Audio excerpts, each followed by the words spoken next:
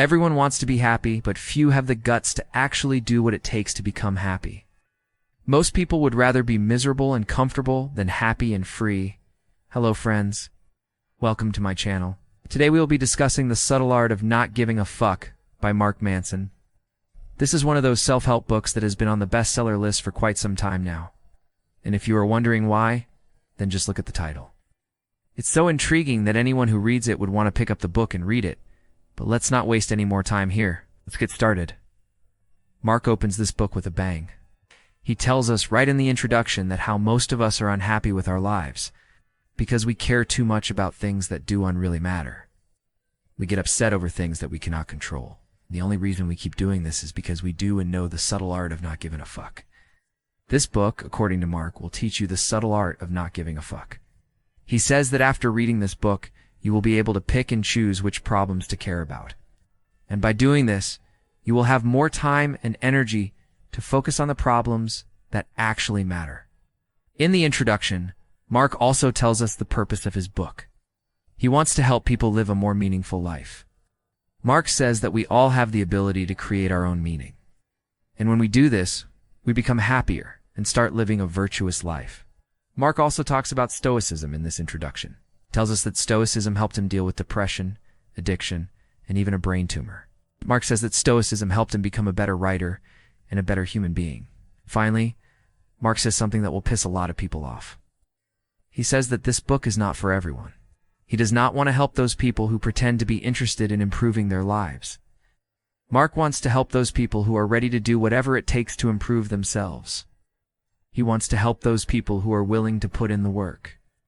So if you think you are one of them, then keep watching this video. In this book, Mark talks about the importance of having a purpose in life. He says that when we have a purpose, we are more likely to be happy and fulfilled. Mark also says that having a purpose gives us direction and motivation. He tells us to pick something that we care about and then spend our time and energy on it. Mark also talks about how our brains are always trying to trick us into being distracted. He says that we have to be aware of this and focus on what really matters. Mark also tells us that we can't please everyone all the time, and we have to be okay with that. He says that when we try to do this, we end up making everyone unhappy, including ourselves. Mark concludes this book by telling us that we need to find our own path in life. He says that there is no one-size-fits-all approach to happiness or success. We have to experiment and see what works for us. Overall, this is a great book for anyone who is struggling to find their place in the world. Mark's writing style is very relatable, and he gives practical advice that can be applied to everyday life. If you are feeling lost or unmotivated, then I highly recommend reading this book. Have you ever wondered what it would feel like to be a little bit more apathetic? Like not caring about what people think about you or what's going on in the news or what's happening in your life? It sounds kind of nice, right? Well, in this chapter, we explore what apathy feels like and how it can be a good thing. Chapter 1 of The Subtle Art of Not Giving a Fuck is called Don't Try. And in it, Mark makes the point that most of us spend a lot of time trying to do things perfectly, like making sure our house looks perfect when we're having people over, or making sure we say the right thing in an argument. And in doing so, we set ourselves up for disappointment.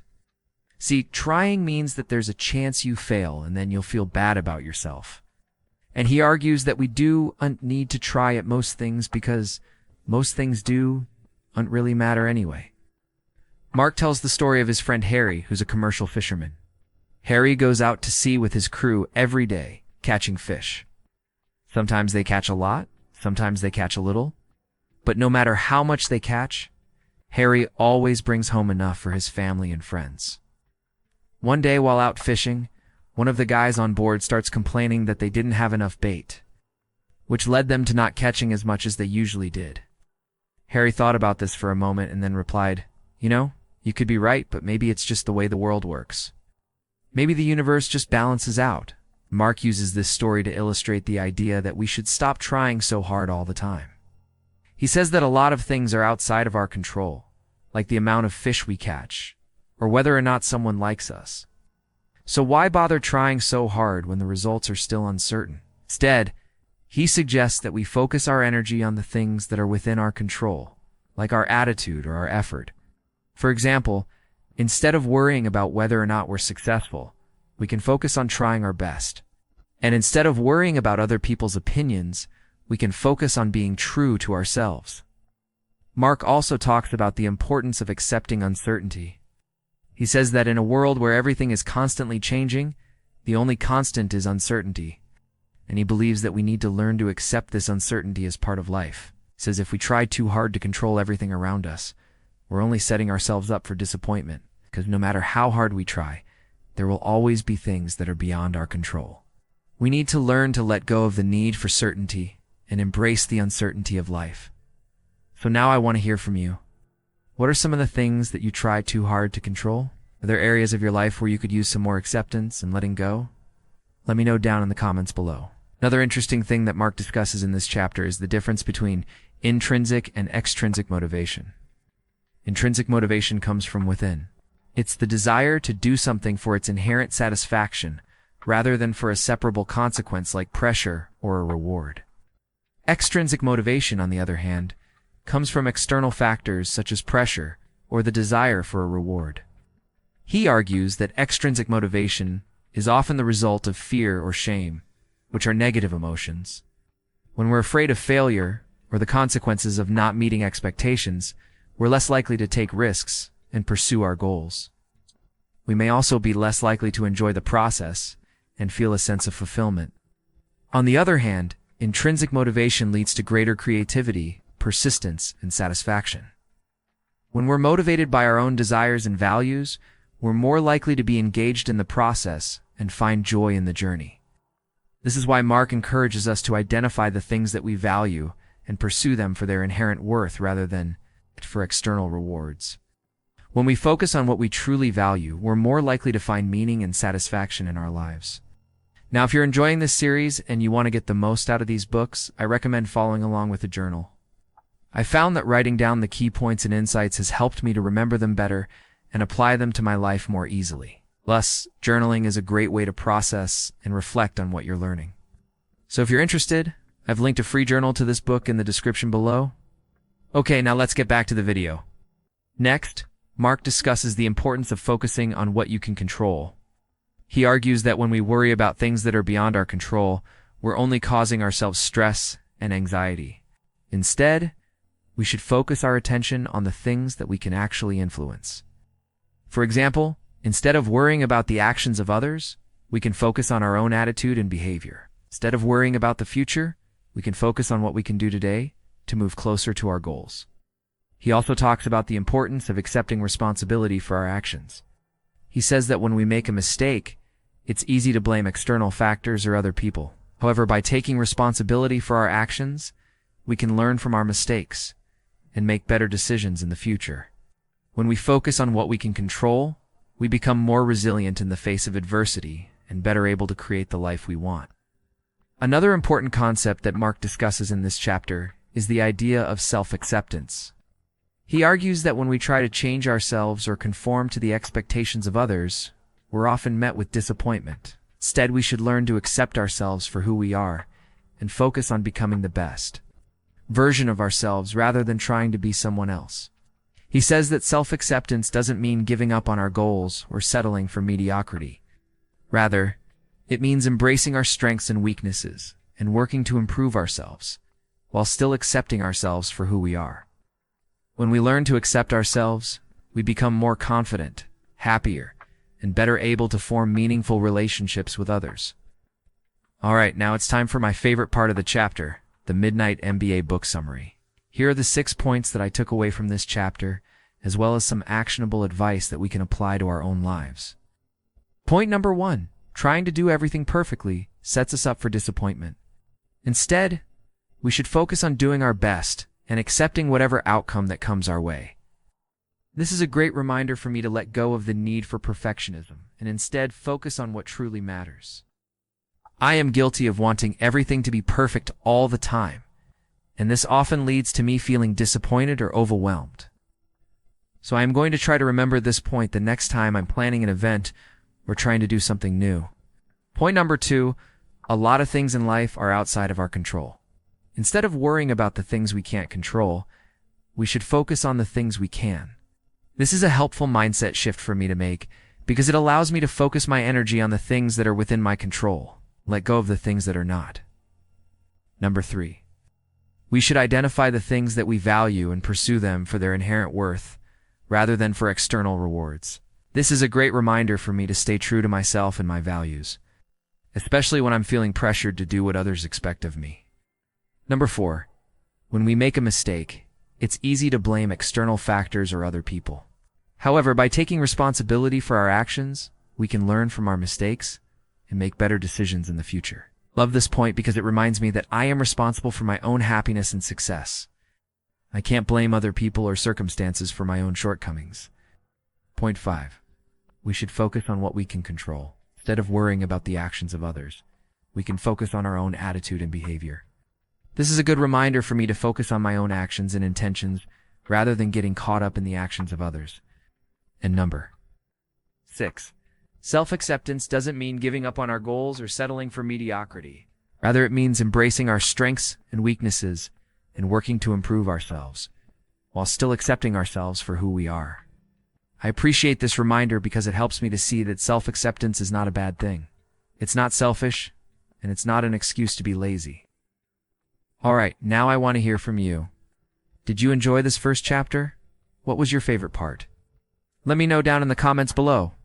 Chapter 2 of The Subtle Art of Not Giving a Fuck is called Happiness is a Problem. This chapter was quite interesting because it challenges a few beliefs that we hold very dearly.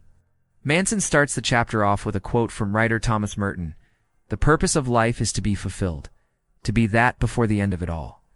He then asks a question which I thought was quite profound. He says, if you're rereading this book because you want to learn how to stop giving a shit about certain things, doesn't that mean that you already have too much time on your hands? He goes on to say that if you have free time to sit around thinking about what you have unaccomplished, maybe you shouldn't be spending that time feeling bad about yourself. Instead, he suggests that you should be putting those thoughts to good use. And in this chapter, he explains how happiness can often be the cause of us not doing what we need to do. It can make us complacent, lazy, or unmotivated. And these are things that go against everything that this book stands for. We usually think of ourselves as being too busy when we don't want to do something. We'll tell ourselves that we're just too busy and there isn't enough time, but really what we mean is we just don't want to. Mark Manson flips this idea on its head and he says, stop saying you're too busy and start saying you're not interested. He says we don't really mean that we're too busy. What we really mean is that we don't care. We're not motivated. We're not inspired. We're procrastinating. We're scared or we don't see why it matters. Manson tells us to try to catch ourselves. When we about to say, I'm too busy, and instead say, not interested. By doing this, we remove all the guilt that comes along with not doing something. By taking ownership of our choices and our lack thereof, we start to give ourselves permission to not do stuff that we really don't want to do. And this sets us free from the guilt we might otherwise feel. One thing I struggled with when I was younger was finding a job that I liked, something that I wanted to do. I knew I didn't like working in sales, so I never applied to any sales positions. I knew I wasn't cut out to work in fast food, so I never applied to any fast food places. I knew I didn't want to be a chef, so I didn't apply to any culinary jobs. And even though I knew what I didn't want to do, I couldn't figure out what it was that I did want to do. So I found myself jumping from job to job, task to task, always trying to find something that would stick. But I was approaching it all wrong. I was looking for the perfect thing to do. The perfect job, the perfect task, the perfect project. But according to Manson, I should have been asking myself, what am I the least opposed to? In other words, what was the worst thing I could possibly imagine doing? Was it flipping burgers at McDonald's? Was it stocking shelves at the grocery store? Was it being a server? Was it working security? Once I figured out what I didn't want to do, I should have done that. That was the best way to find out what I actually wanted to do. Because although we think we know what we want and we spend a lot of time searching for it, we rarely find it. But when we take a different approach, when we ask ourselves what we're the least opposed to doing, we discover a whole new world of possibilities. Manson says most people want to be happy. They want to live a life full of joy, pleasure, and excitement. But the problem with wanting to be happy is that it makes us passive. We wait for happiness to find us. We'll wait for things to make us happy. We'll wait for people to make us happy. But it's up to us to create that happiness. It's up to us to go after the things that will make us happy. When we decide to be proactive in creating our own happiness, we no longer have to wait for it to find us. And this gives us a sense of control over our lives. He tells us that most people look at their parents and see either heroes or victims. Either they look up to their parents and see them as role models who they want to emulate, or they look down on their parents and see them as victims of circumstance, who were never able to reach their potential. But Manson says there's another way to look at our parents, that is to see them as human beings, who were simply doing the best they could with what they had. He says our parents were likely just like us, trying to find their place in the world, trying to make sense of their emotions, trying to deal with the pain and suffering that life inevitably brings. And despite any shortcomings they may have had, they still managed to bring us into this world and raise us to the best of their ability. For that, we should be grateful. We think that success is going to solve all our problems, but it won't. Money doesn't buy happiness, but it does buy a lot of other things. So if we're not careful, we'll end up chasing money for the wrong reasons. We'll end up becoming consumed with greed and materialism. So it's important to remember what we're doing this for. It's not about the money. It's about the life we want to live. It's about the difference we want to make. It's about the legacy we want to leave behind. So many of us chase the American dream, thinking that if we can just achieve it, we'll finally be happy. But Manson reminds us that the American dream is just a dream. It's not a guarantee. He says that the American dream has become a bit of a myth that anyone can achieve anything through hard work and determination.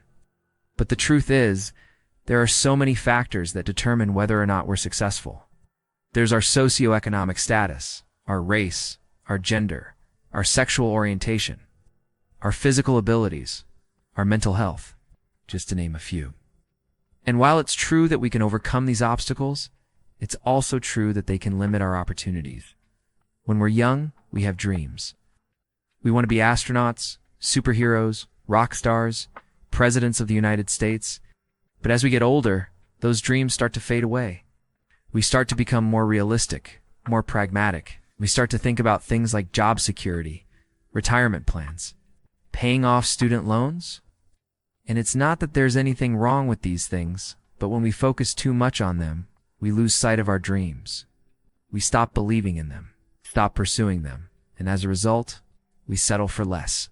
But Manson challenges us to hold on to our dreams, to keep believing in them, to keep pursuing them no matter what. He says that even if we never achieve our dreams, the journey towards them will make us happier than if we had achieved them. Because when we pursue our dreams, we're doing something that's meaningful to us. We're creating value in the world. We're making a difference. And that's what ultimately makes us happy. This was a very short chapter, but I hope you enjoyed it. If you did, please hit that like button. If you didn't, well, you can just hit the dislike button. You can leave a comment below to let me know what you thought. And if you'd like to check out some other videos from this series, and you'll all find them all right over there, thanks for watching. The third chapter of The Subtle Art of Not Giving a Fuck is called You Are Not Special. This chapter with an anecdote about Stephen Hawking. When he was young, he contracted a rare disease that paralyzed him and slowly wasted away his body. And at first, Hawking felt sorry for himself. But then he realized that there are other people in the world who have worse things happen to them. So he stopped feeling sorry for himself. One day, when he was traveling in India, he was surrounded by beggars who were missing limbs or had some sort of horrible disease. At first, Hawking felt bad for them. Then he thought to himself, well, here we go again. And then he kept thinking to himself, I'm not special, I'm not special, I'm not special. And eventually, he started to like it. He liked being ordinary, enjoyed the fact that he was unspecial, because he knew that it meant that he could do extraordinary things. Manson says we all think we're special. We think that we're better than everyone else. That's why it's so hard for us to accept criticism or even consider the possibility that we might be wrong. We all think we're special. And that's why we get really offended when someone points out our flaws. He says that if you're watching this video, chances are you're above average intelligence. According to Mensa, you need an IQ of 130 or higher to qualify. There's only about 130 million people in the world who have an IQ that high. But of those 130 million people, how many of them are watching this video? Probably a lot more than one. So according to probability, you're smarter than the average person, you're not special. Now, of course, this is a weird thing to say. No one wants to hear that they're average, especially when they feel like they're above average. So what Manson does is he takes it a step further. He says that not only are you not special, you're actually below average. According to evolutionary psychology, we're supposed to have an innate drive to be with other people, to form social groups. We're also supposed to want to be part of something bigger than ourselves. And in ancient times, this meant tribes. If you weren't part of a tribe, you probably died. These days, it means sports teams, political parties, schools, companies, religions. If you don't have a group that you identify with, you're not normal. You're actually mentally ill. So yes, you are part of a group, but that means you're also not special. You're not an individual. You're part of a collective consciousness. You think you have your own opinion about things, but they're really the opinions of the group that you identify with. When you buy a new iPhone, you think you're buying it because it has the latest technology. But no, you're buying it because everyone else has one. Doesn't matter that Android phones can do everything the iPhone can do, and sometimes even better. You're not buying an iPhone because you want to be special. You're buying an iPhone because you want to be average. It's the same with everything else. You listen to the music that everyone else listens to. You watch the movies that everyone else watches. You eat the food that everyone else eats. You're not special. You're average. And Manson says that there's nothing wrong with that. In fact, he thinks it's a good thing. He says that being average gives us a sense of belonging, and that's very important to human beings. It gives us a sense of security. But he warns us against taking it too far. He says that we should untry to be the average person, because then we all end up being the worst kind of people, because there are different levels to this game. It's because you're not special doesn't mean you're at the bottom. In fact, there's a lot of people who aren't special and they're doing amazing things. Manson says that when you stop trying to be special, when you stop caring what other people think, that's when you can start doing extraordinary things. It's easy to be the worst kind of person in the world. All you have to do is follow the crowd. But it's much harder to be the best kind of person in the world, because that requires you to be different. It requires you to stand out. It requires you to be willing to be disliked. And that's why most people will never do anything truly special. They're too busy trying to fit in. They're too afraid of being different. But Manson says that we should stop worrying about fitting in and start worrying about standing out. He tells the story of Steve Jobs. When he was young, he used to wear the same clothes every day. He wore a black turtleneck and black jeans. People thought he was weird. They thought he was trying to be special, but he wasn't. He was just being himself. And it was that difference, that willingness to stand out, that made him successful. Most people want to be like everyone else, but that's the wrong way to go about it. If you want to be successful, if you want to do something extraordinary, then you have to be willing to be different. You have to be willing to stand out. He says that being different doesn't mean being weird. It just means being yourself. That's what Steve Jobs was doing. He wasn't trying to be special. He was just being himself. And that's what made him special. Manson says that we should all be like that. We should all be willing to be ourselves, even if that means being different. Because it's in our differences that our strength lies. It's in our differences that we become special. He says that we should stop trying to fit in and start trying to stand out. We should stop trying to be like everyone else and start trying to be ourselves. Because that's what makes us special. Okay, thank you for watching this summary of The Subtle Art of Not Giving a Fuck. I hope you enjoyed it. I'm going to leave you with some quotes from this chapter. Hopefully they inspire you. Hopefully they help you to realize that you're not special. People like you and me who think we're really smart tend to have a big blind spot. When it comes to other people, it's impossible to live without offending someone unless you live in a cave or preferably underwater. Most people look for the person who will complete them. Instead, look for the person who makes them better. Most people are incapable of dealing with the reality that there is no inherent meaning to life. Thus, they spend their whole lives searching for it in all the wrong places. The point isn't to put other people down. The point is to lift yourself up. Sure, you're not special. Now what are you going to do about it? Okay, that's it. Thank you for continuously watching. Let's get into Chapter 4. In the last chapter, we talked about how most people think they want to be happy all the time, but that's actually not true. We actually want to avoid pain more than we want happiness. Once we have pain, our natural reaction is to try and escape it. That's why drugs and alcohol exist. It's why humans invented religion. It's why we make a lot of horrible life decisions. Just want to stop hurting. But in this chapter, Mark tells us that pain is not such a bad thing. In fact, he says there's a few reasons why suffering is good for us. So let's talk about those reasons now. So the first reason Mark gives us for why suffering is good is that it makes us appreciate the things we have in life. He tells us that no one really appreciates the good days until they've had a bad day. And no one really appreciates being alive until they've come close to dying. How true is that?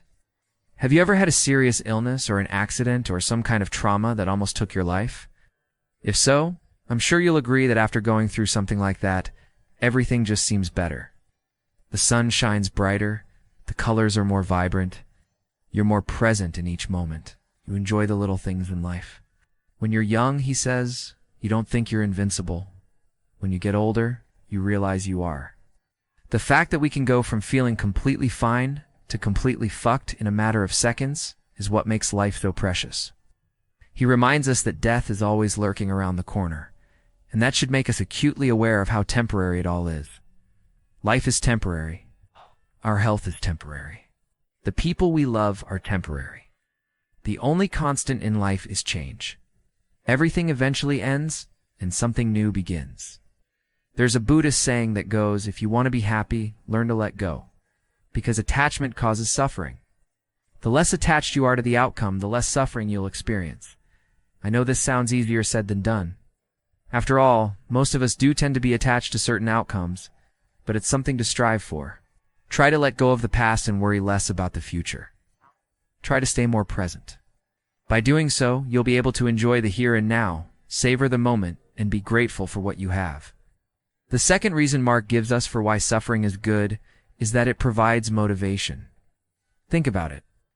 If you've never experienced any kind of hardship in your life, you wouldn't know what it's like to strive for something. You have no ambition, no drive, no goals. He tells us that our tendency to ruminate about the past or worry about the future is often what causes us the most stress. We have no control over the past. Things happened.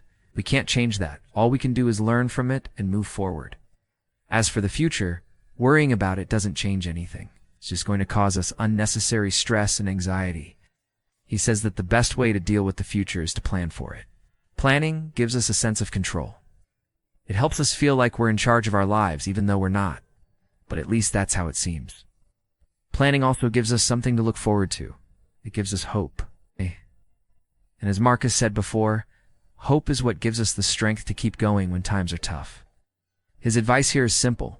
Stop worrying about the future, plan for it, and then focus on the present. The third reason Mark gives us for why suffering is good is that it tests our limits. We're all capable of enduring much more than we think we are. It's easy to quit when things get tough. It's easy to throw in the towel when you're exhausted or beaten up. But that's the easy way out. The hard way is to push through. It's to suck it up and deal with it. Mark tells us that we often romanticize the idea of being a victim. He says that most people want to be victims because being a victim means that we do and have to take responsibility for our actions. It means that we can blame someone or something else for our problems. It means that we can feel sorry for ourselves. But that's not the way to go, he says. Instead, we should try to be masters of our own fate. We should try to take control of our lives and be responsible for our actions. There's a quote from the Stoics that goes, "The obstacle is the path." What this means is that we shouldn't try to avoid obstacles. We shouldn't try to make our lives easier. We should embrace the obstacles. We should use them to our advantage, because it's in the obstacles that we find our greatest opportunities for growth. So next time you're faced with an obstacle, remember that it's an opportunity in disguise. Remember that it's a chance for you to prove to yourself how strong you are. Don't be a victim. Be a master. The fourth reason Mark gives us for why suffering is good is that it makes us more empathetic. One of the things that sucks about being human is that we're all self-centered. We're all stuck in our own heads. We're all concerned with our own problems and issues. It's easy to forget that other people have problems too. It's easy to forget that other people are suffering too. When we suffer, we become more aware of the suffering of others. We become more empathetic. We start to understand what it's like to walk in someone else's shoes. Start to care about their problems as if they were our own. And that's a good thing. That makes us better humans. As Mark says, we're all in this together. We're all suffering. We're all trying to make sense of the world. We're all trying to find our place in it. So next time you're suffering, remember that you're not alone. Remember that there are others who are suffering too. And remember that your suffering can make you more empathetic, more compassionate, more human. So these are the 4 reasons why Mark says that suffering is good. It makes us appreciate the good things in life. It gives us motivation. It tests our limits. It makes us more empathetic. I know that's a bit depressing, but Mark isn't trying to be depressing. He's just being realistic. He's just telling it like it is. The world is full of suffering. Trying to avoid it or pretend it's not there isn't going to make it go away. The only way to deal with it is to face it head on. I hope you enjoyed this chapter, and I hope you got something out of it. If you did, please hit the like button. Also, if you're still watching, leave a comment down below. Tell me what you thought of the video, or tell me what book you'd like us to cover next. Thanks for watching. This is Chapter 5, You Are Always Choosing. So this chapter was super interesting. It had some very profound lessons that we have to think about. And these are the notes that I took while reading it. Maybe some of them will resonate with you. Let's see. Here's the first thing. More choices we have, the harder it is to choose. Well, we quickly get overwhelmed by all the options and possibilities and start feeling paralyzed by indecision. Yeah, so this is why sometimes it's actually better to limit your choices so that when the time comes to choose, you can make the decision quicker without overthinking it. For example, when you go to a buffet, it's difficult to choose what to eat because you have infinite options available. But if you remove most of those options and pick the ones you like the most and only consider those, then choosing becomes much easier. Also, having too many options available means that you are not fully committed to any of them. You are sort of hedging your bets, which in finance they call it diversification. In relationships, however, it's called being emotionally unavailable, and it's terrible. Next point. He talks about how people who feel victimized are usually the ones who are making the fewest choices in their lives. He says that the people who say I can't do anything are usually the ones who have made no effort to do anything. If you want to do something, then do it. Even if you fail at first, that's okay. It's normal. We learn from our failures and try again. People who genuinely want to improve themselves and be successful are willing to put in the work and make sacrifices to achieve their goals, even if that means giving up some immediate pleasures for future rewards. Whereas people who just want to complain and feel sorry for themselves will always find excuses and reasons why they couldn't do something and never take action. He talks about how people who don't believe in free will often end up making poor decisions. This is because they believe that no matter what they do, it doesn't really matter because everything is predetermined. So why bother trying? On the other hand, people who believe in determinism and still make good choices do so because they believe that even though external factors beyond their control may exist, ultimately, they are responsible for their own actions and the consequences that follow. These people understand that while they may not be able to change the past or predict the future, they can influence the present moment and make conscious decisions to create the life they want. They accept that there may be setbacks and challenges along the way, but remain committed to their goals and values. Ultimately, they recognize that it is through the choices they make today that they can shape their future and determine their own destiny. So basically, it means that we have control over our lives and what happens to us. Yeah. And if we don't like something, we should change it. Don't just complain about it. If you don't believe in free will, then don't expect to get anywhere in life. Okay, here's another important point. He says that having less choice and less optionality allows you to commit to something and double down on it. And this is important because often we're afraid to make a decision because we might be wrong about it. But if you flip that around, then you can look at mistakes as a good thing because it means you tried and you learned something new. So it's not a failure, it's feedback. By making more decisions and taking more risks, you will eventually be right. By refusing to decide and taking the safe path, you ensure yourself that you'll be wrong. So if you want to succeed, then take action. Don't just stand still, all right? Next point.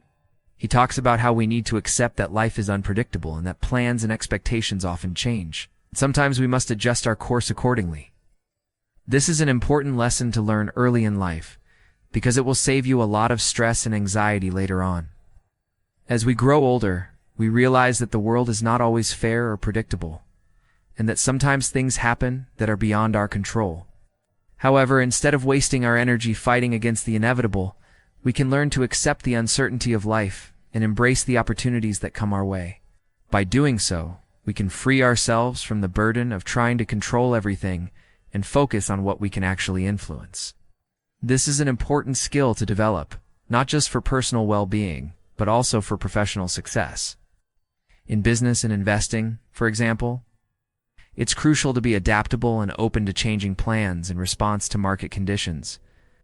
Those who are able to do so are often better equipped to handle the unexpected and take advantage of new opportunities as they arise. Here's another interesting point. It says that people tend to have more fun when they have constraints and boundaries set, because it gives them a sense of challenge and adventure. For example, when we were kids, we used to play with the toys that we had available. We would use our imagination to turn a box into a spaceship or a blanket into a fort. We didn't need fancy toys to have fun, because we were able to use our creativity and resourcefulness to make our own fun. Similarly, when we travel to a new place, we tend to have more fun when we have constraints. For example, if we only have a few days to explore a city, we tend to pack more activities into our itinerary and make the most of our limited time. We also tend to be more open to trying new things that we might not have considered otherwise. Here's another cool point. It talks about how constraints and boundaries can actually help us become more creative and innovative. When we're faced with limitations, we're forced to think outside the box and come up with new ways to achieve our goals. For example, when Steve Jobs was developing the first iPhone, he gave his team a strict set of constraints to work within. He wanted the phone to be no thicker than 3/4 of an inch, to have a small screen, and to include just 2 buttons. These constraints forced Apple's engineers and designers to be creative and innovative in their approach, leading to the development of a truly revolutionary product. Similar examples can be found in various other fields as well. When artists are working with a limited color palette, or musicians are composing a piece with just a few instruments, they're forced to be more creative and intentional with their use of materials. And in business, companies that are able to operate with limited resources often find themselves being more innovative and agile than their larger competitors. Constraints and boundaries, therefore, shouldn't be seen as obstacles, but rather as opportunities to tap into our creativity and ingenuity. Next point, he talks about how one of the key differences between optimists and pessimists is how they interpret setbacks. Optimists see setbacks as temporary, while pessimists see them as permanent. This is why optimists are more likely to bounce back from adversity and be successful in the long run. Setbacks are inevitable in any journey towards success. However, it's our interpretation of these setbacks that determines whether we will be able to overcome them and achieve our goals. While pessimists may dwell on the negative aspects of a setback and see it as a sign that they are not capable of achieving success, optimists are more likely to view the same setback as a temporary obstacle that can be overcome with hard work and determination. They are able to reframe the negative thoughts and emotions associated with the setback in a more positive light, allowing them to move forward and achieve their goals. This optimistic mindset is not only beneficial for personal and professional success, but also for overall well-being and happiness. By adopting an optimistic mindset and reframing negative thoughts, we can better navigate the inevitable setbacks that life throws our way and ultimately achieve greater success and fulfillment. Alright, here's the last point. He says that self-defeating behavior stems from believing you deserve it. People who constantly sabotage themselves often have a deep-seated belief that they are undeserving of success or happiness. This can manifest itself in various ways, such as procrastination, perfectionism, or self-sabotage. These behaviors ultimately prevent individuals from achieving their goals and can lead to a life filled with regret and unfulfilled potential. However, by recognizing these self-defeating tendencies and challenging our own beliefs, we can break free from this cycle and create a life that we are proud of. Self-awareness and a willingness to grow are the first steps towards overcoming these challenges and achieving our full potential. Alright, that's it. That's all I got from this chapter. I hope you enjoyed it. Hope you got some value out of it. Please let me know what you thought about it in the comments below. Now we're going to be talking about Chapter 6 of this book, where Mark discusses how you wrong about everything. The first thing that Mark talks about in this chapter is how our brains are always trying to prove themselves right and find evidence to back up what they already think. He gives the example of if you think your girlfriend is cheating on you. You'll start to notice small things like her being on her phone a lot or her getting a new dress. And then you use these small pieces of evidence to validate your belief that she's cheating on you. Even though the evidence is weak at best, you convince yourself that it's strong enough to support your claim. This tendency of ours to only look for information that supports what we already think is called confirmation bias. And we use this not just with big decisions like whether or not our partner is cheating on us, but also with small, everyday decisions. We might only watch news that agrees with our political views, or we might only talk to people who share the same opinions as us, so that we can feel validated in our beliefs. But the problem with this is that it prevents us from learning new things and keeps us from seeing the world around us objectively. For example, if you believe that all politicians are corrupt, you won't bother to listen to anything they have to say because you already have your mind made up about them. In turn, you'll miss out on learning something new or gaining a different perspective. Mark uses the analogy of if you go to a party and you see a woman standing alone by herself, you might assume that she'll either a wallflower or she'll waiting for someone to talk to her. But what if the truth was that she's an undercover CIA operative there to gather intel on potential threats to national security? The point is, we often make assumptions about people and situations without having all the facts. And by doing so, we close ourselves off to the possibility of learning something new or seeing things from a different perspective. Now, Mark goes on to explain that we don't just use confirmation bias to validate our existing beliefs, but we also use it to avoid dissonant information that could potentially challenge those beliefs.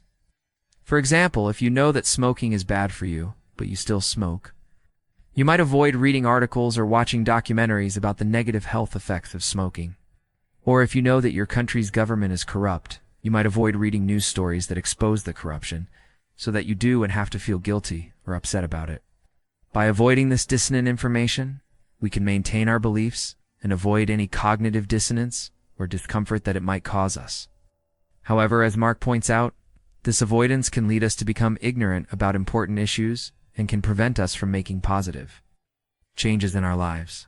For example, by avoiding information about the health risks of smoking, we prevent ourselves from quitting and damaging our health. Or by avoiding information about government corruption, we prevent ourselves from taking action to hold those in power accountable. Mark suggests that one way to overcome this tendency to avoid dissonant information is to actively seek out different perspectives and challenge our existing beliefs.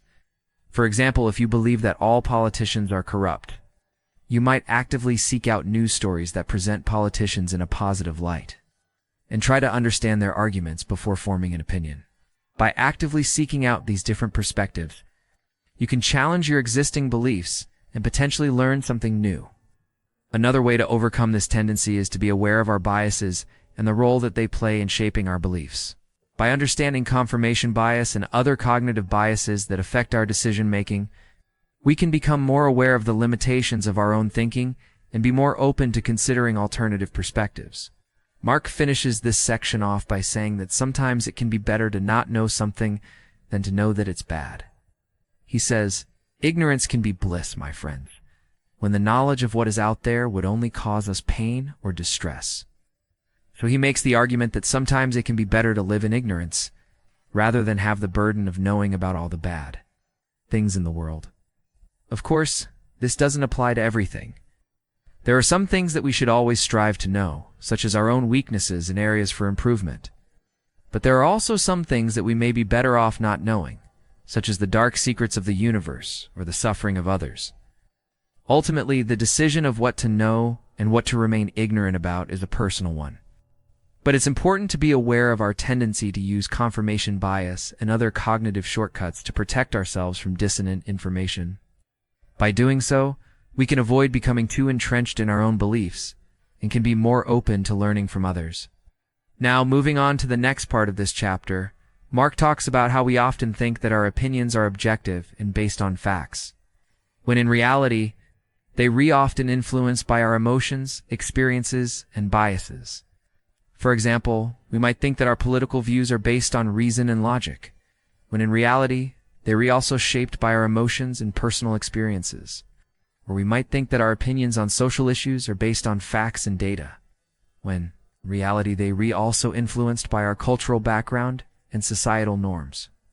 We often think that our opinions are objective and absolute, when in reality they are often subjective and relative. We might think that our taste in music is the only right taste, or that our favorite sports team is the best team ever, when in reality, it's just a matter of personal preference. So why do we do this? Well, according to Mark, it's because we're all a bunch of emotional, biased monkeys, pretending to be rational human beings. We like to think that we're logical and objective. But the truth is that we're all just a bunch of feelings having creatures trying to make sense of the world around us. We use reason and logic to justify our actions and beliefs, but ultimately it's our emotions that drive us. Now, this doesn't mean that our opinions are invalid or that we shouldn't use reason and logic. It just means that we should be aware of the role that emotions and biases play in shaping our beliefs. By doing so, we can be more open to considering alternative perspectives and be more willing to change our opinions when presented with new information. And lastly, Mark talks about how we often think that we're right, even when we're wrong. We think that our opinions are correct, and that anyone who disagrees with us is wrong. But the truth is that no one is ever 100% right or wrong. Everyone has their own perspectives and beliefs based on their experiences and biases. When we think we're right, we're really just saying that our perspective is correct based on the information that we have available to us.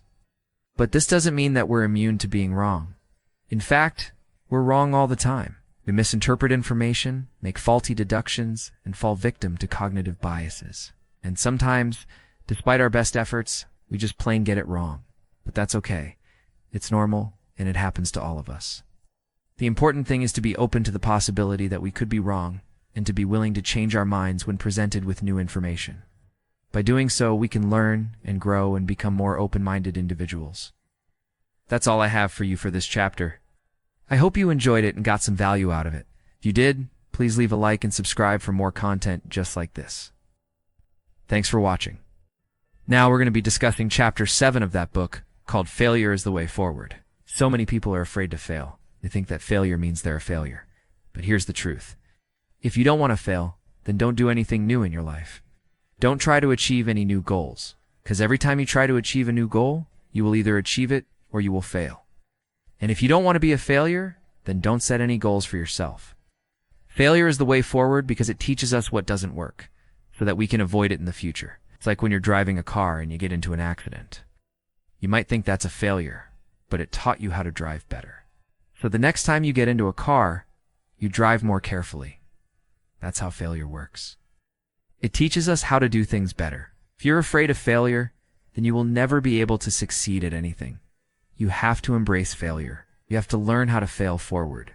And that's what this chapter is about. First of all, Manson talks about the difference between success and happiness. He says that success is not the same thing as happiness. For example, if you get a promotion at work, that's a success.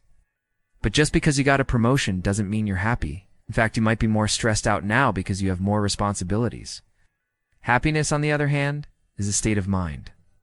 You can be successful and happy at the same time, but you can also be unsuccessful and happy at the same time. All depends on your attitude. Manson tells a story about a monk who was looking after a temple. One day, some tourists came to the temple and they started criticizing the monk because he wasn't doing enough to improve the temple. They said that he should be more ambitious and try to make the temple more famous, but the monk didn't care. He was happy with his life the way it was. Then one day, the monk went to the city to buy some supplies for the temple. When he came back, he saw that the tourists had left a huge mess behind them. They had broken things. They had garbage everywhere. The monk was really angry. He started yelling at them, telling them how disrespectful they were. And then one of the tourists turned to him and said, "You know, you should really try harder to make this place more famous. You could make so much more money if you did." The monk replied, "I am trying my hardest to make this place more famous. But if people are going to come here and destroy everything, then there's no point." The tourists were shocked. They couldn't believe that someone would choose happiness over success. But the monk didn't care. He knew that he was happy, and that was all that mattered. Now, obviously, we don't all have the luxury of just pursuing happiness all the time. We have bills to pay and responsibilities. But still, I think we can all learn something from the monk. Sometimes we have to make sacrifices in order to pursue our goals. But if we're not careful, we might sacrifice our happiness for nothing. For example, let's say you decide to start a business. You work hard for years. Eventually you become successful. But if you never take time to enjoy your success, then what's the point? It's better to be happy than successful. Because if you're not happy, then what good is being successful? That's why I think it's important to find a balance between success and happiness. It's easy to get caught up in the rat race and just keep working harder and harder. But if you do that, you might forget what it's like to be happy. So remember, success is not the same thing as happiness. Just because you haven't achieved your goals yet doesn't mean you can't be happy. The next point I want to talk about is the difference between effort and results. Manson says that we often put too much emphasis on results. We think that if we just work harder, then we will eventually succeed. But that's not always true.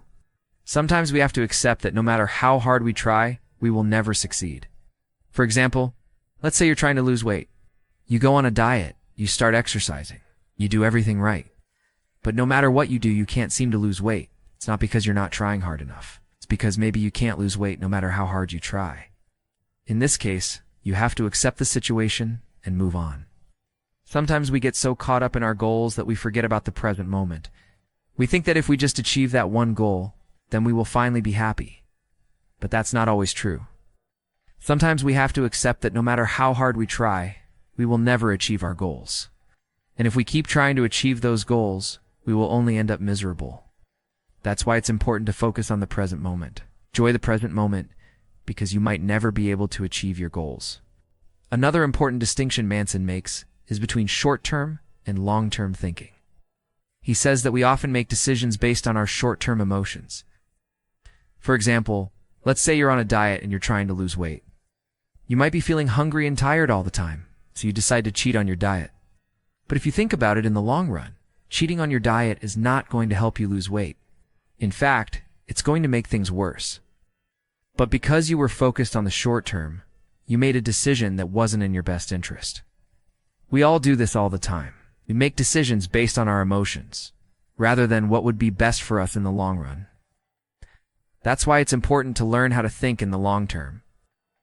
Think about what would be best for you in the long run, not just in the short term. The last point I want to talk about in this chapter is the importance of having a plan B. Manson says that we often put all our eggs in one basket, and we are surprised when something goes wrong. For example, let's say you quit your job to pursue your dreams. You work hard and eventually you become successful. But what if you had put all your eggs in one basket and something had gone wrong? Maybe your business would have failed and you would have been left with nothing. That's why it's important to have a plan B. Always have a backup plan in case your dreams don't work out. Can't predict the future. No matter how hard we try, there will always be things that are beyond our control. So it's important to be prepared for anything. Have a plan B just in case. And those are the main points I want to discuss in this chapter. If you liked this video, please leave a comment below. Let me know what you thought of the video and subscribe if you haven't already. Chapter 8 is all about saying no, and it talks about why it's important to say no, how to say no, and what happens when you say no. In this book, Mark Manson encourages his readers to not give a fuck about things that don't matter. He wants us to stop stressing over things that are within our control and to start focusing on things that are outside of our control. This chapter really focuses on one thing specifically that we can control: our response to other people. As humans, we have a natural tendency to want to please others and to make them happy. We feel a sense of responsibility towards other people and their feelings, and we worry about what they think of us. But by trying so hard to please everyone all the time, we end up doing ourselves a disservice because we end up making ourselves miserable. Mark Manson begins the chapter with a story about a young man who was struggling with shyness and social anxiety. He wanted to overcome his struggles, but he wasn't sure how to do it. One day he met a wise old man who told him that the secret to overcoming shyness was simple. He just needed to learn how to say no. At first the young man didn't understand what the old man meant, but after some time he realized that the old man was right. By saying no to the things that scared him, he was able to face his fears and become more confident. This is an important lesson for all of us to learn. No matter what our goals are, we will never be able to achieve them if we are always saying yes to everything. When we say yes to everything, we end up spreading ourselves too thin, and we end up taking on more than we can handle. This often leads to burnout, resentment, and failure. But when we learn how to say no, we free up the time and energy to focus on what really matters. This allows us to be more productive, more successful, and more fulfilled. One way to get better at saying no is to start small. If you are always agreeing to every request, try saying no to some of the smaller requests. This will help you get comfortable with saying no. And it will also show people that you are serious about setting boundaries. Another way to get better at saying no is to be polite but firm. You don't have to feel guilty about saying no. In fact, it is important to remember that you have the right to refuse to do anything that you do and want to do. So practice saying no politely but firmly. Use phrases like, "I appreciate you asking me, but I'm not able to help out this time," or "I'm sorry, but I'm not interested." Saying no is not always easy, especially if you are a people pleaser or if you are afraid of conflict. But it is important to remember that saying no is a healthy way to set boundaries and protect your own needs. When you say no to others, you are not being selfish. You are simply taking care of yourself. When you take care of yourself, you are able to be there for others in a more meaningful way. In today's world, it seems like everyone is always trying to sell you something, whether it is a product or service or just their time and attention. It can be difficult to know how to say no and still maintain positive relationships, but it is possible. When someone asks you for something that you are not comfortable with, it is important to be honest and direct. Explain that you are not interested and thank them for understanding. It may feel awkward at first, but the more you practice saying no, the easier it will become. The key is to be polite but firm. Don't feel guilty about saying no. It is not selfish to take care of yourself. And when you do say no, make sure that you follow through. Don't agree to something that you don't want to do just because you feel pressured. One of the benefits of learning how to say no is that it can help you become more assertive. Assertiveness is an important skill for maintaining healthy relationships. When you are assertive, you are able to stand up for yourself and your own needs without being aggressive or passive. Saying no is a great way to practice assertiveness. In order to say no effectively, it is important to be clear and direct. Avoid being vague or apologetic. Just say no and move on. Another benefit of learning how to say no is that it can help you become more productive. When you say yes to everything, you spread yourself too thin and end up taking on more than you can handle. This often leads to burnout, resentment, and failure. But when you learn how to say no, you free up the time and energy to focus on what really matters. This allows you to be more productive, more successful, and more fulfilled. So what are some examples of when you might want to say no? Well, anytime someone asks you to do something that you do and want to do is a good time to practice saying no. For example, if a friend asks you to go to a party and you would rather stay home, say no. If a coworker asks you to take on a project that you are already too busy to handle, say no. If a family member asks you to do something that you don't feel comfortable with, say no. It's also important to be prepared for pushback.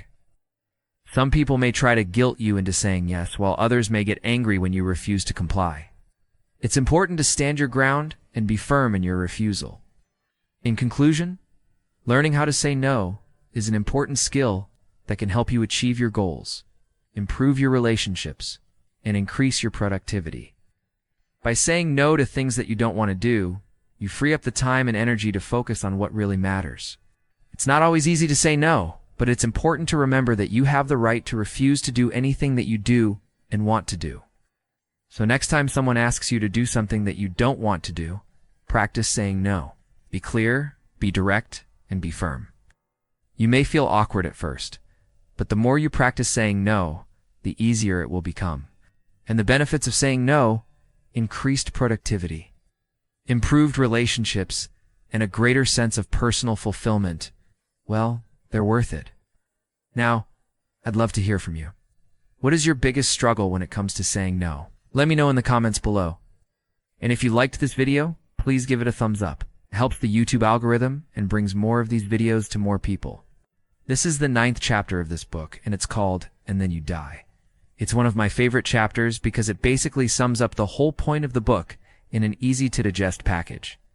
So let's get into it. Chapter 9. And Then You Die.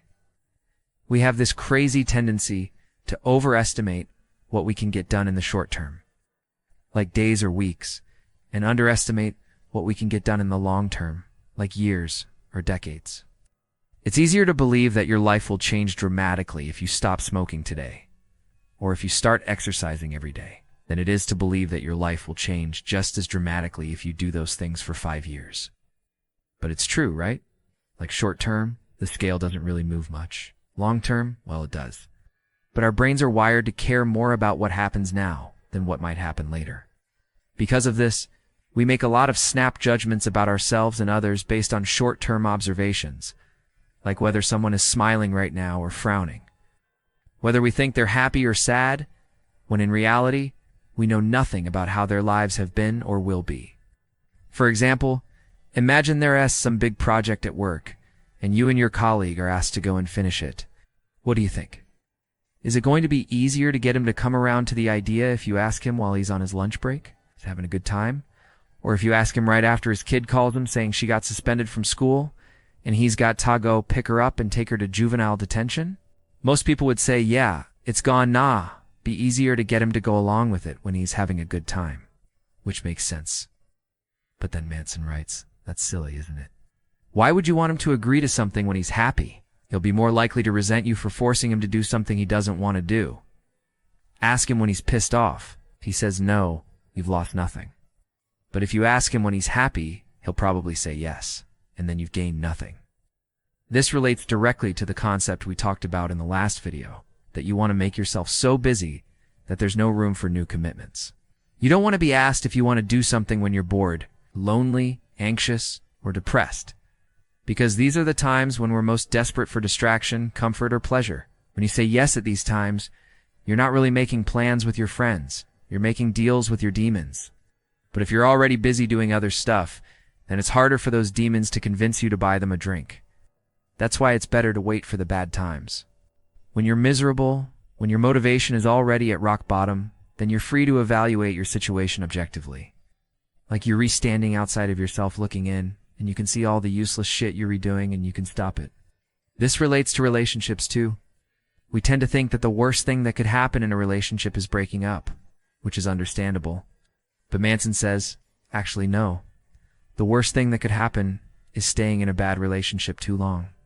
Imagine you're married and you're spending all your time with your spouse arguing. Maybe you've tried having kids to save the relationship. That didn't work, so you send them to boarding school. You two are still fighting. You try couples therapy. That doesn't work either, so you separate, but stay together under the same roof. You even go as far as sleeping in separate bedrooms, but still you fight. It takes 5 years of this before you finally decide to call it quits. Manson says, okay, so compare that scenario with the scenario where you just broke up with that person 5 years ago. Which of those two scenarios looks worse to you? For most people, it's the former. They'd rather have broken up sooner and spent the last 5 years single than spent it arguing with a spouse who they knew wasn't right for them.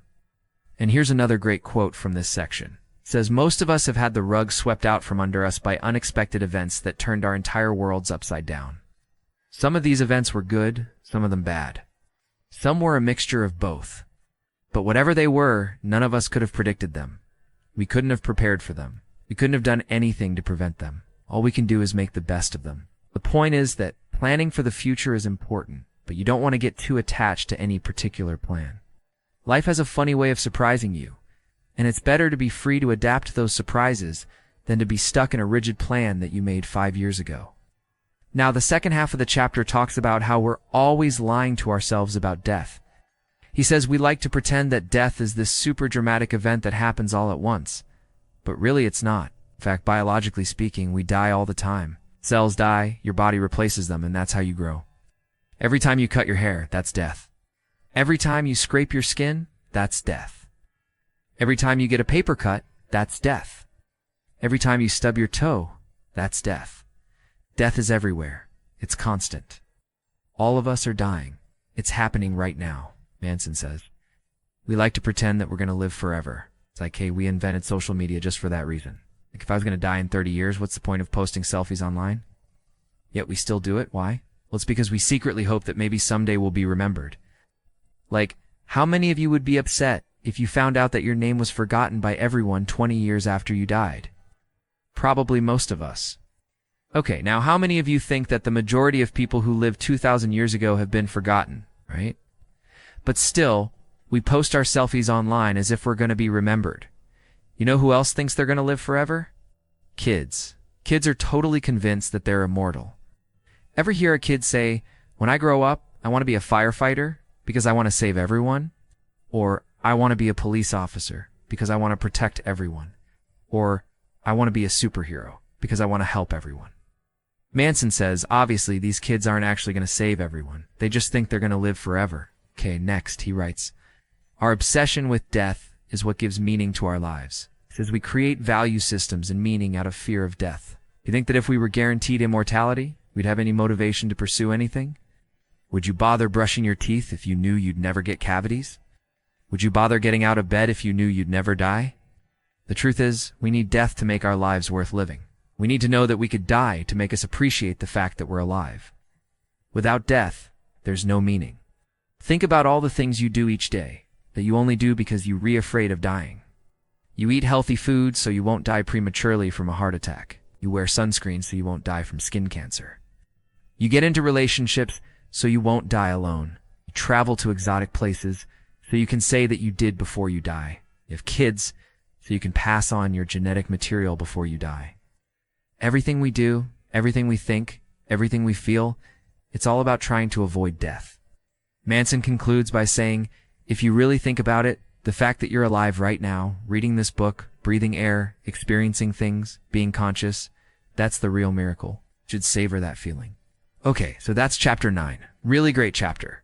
Okay, it's kind of a shorter chapter, but it's just filled with wisdom.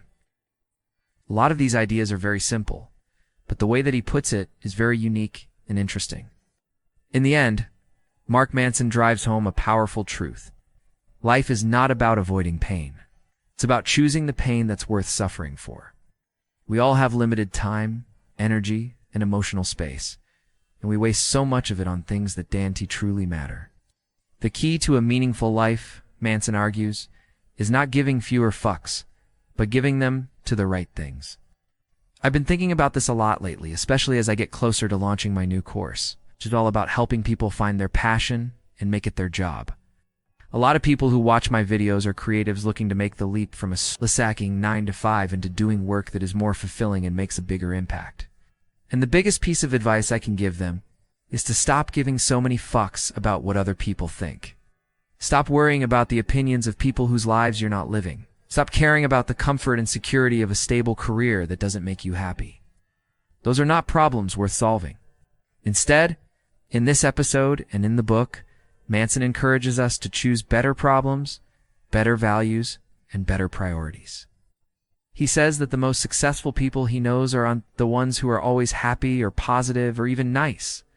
They're the ones who are honest, resilient, and purposeful, who take responsibility for their actions and face their problems head on. We all die. It's one of the few things in life that we have no control over. And yet it's something we spend almost no time thinking about. But if we really understood that fact, if we made it a regular part of our thinking, it would change the way we live. We have a limited amount of time, energy, and emotional space. And yet we spend so much of it worrying about things that don't matter, trying to impress people whose opinions don't matter. So what does matter? What should we care about? Manson says we should start by accepting our limitations, our flaws, and our mortality. When we do that, when we stop fighting reality and start working with it, we actually gain more freedom. The freedom to choose what really matters to us and to focus on what we want to focus on. The freedom to say no to the things that don't matter and to invest our energy in the things that do. That's the kind of freedom that leads to real growth, real happiness, and real success. That's the kind of freedom that allows us to be our true, authentic selves and to live a life that's meaningful to us. So if you're feeling stuck or unhappy or unfulfilled, I encourage you to let go of the things you can't control, to focus on what really matters to you, and to choose the problems you want to solve.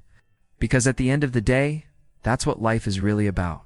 It's not about avoiding pain, but about choosing the pain that's worth suffering for. If you liked this summary, subscribe to my channel for more deep and thoughtful book summaries. I'll meet you in the next video with a new book and new knowledge that will help you grow, think, and live better. Till then, take care of yourself, stay real, and keep learning. Bye.